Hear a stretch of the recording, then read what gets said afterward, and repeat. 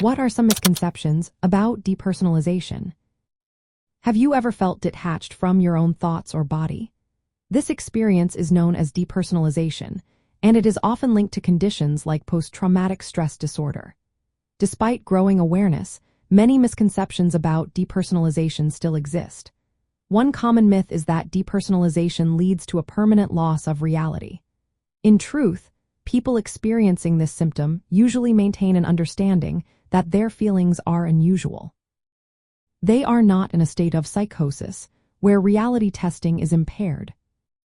Another misconception is that depersonalization is the same as schizophrenia or psychosis. While both involve altered perceptions, depersonalization is distinct. Individuals experiencing it are aware that their feelings of detachment are symptoms, whereas those with psychosis may not recognize their altered reality.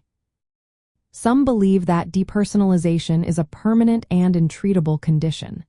However, scientific consensus shows that recovery is possible, especially with appropriate psychotherapy.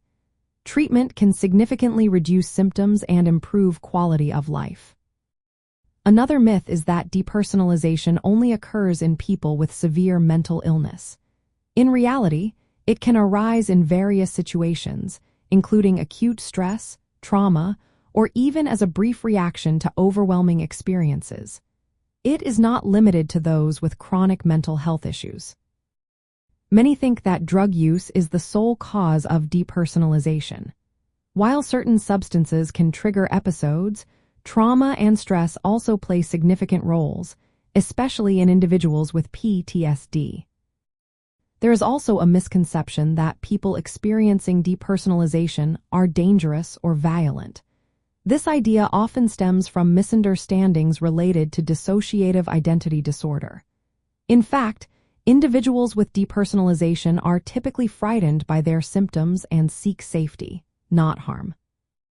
Lastly, some believe that depersonalization indicates a mind that is shattering or splitting. While dissociation involves disruptions in consciousness and perception, it is not a literal fragmentation of the mind. It serves as a protective response to overwhelming trauma or stress, described more accurately as a disconnection rather than a split. Understanding these misconceptions is vital, particularly in the context of PTSD, where depersonalization can be a significant symptom. By dispelling these myths, we can reduce stigma and encourage individuals to seek professional help.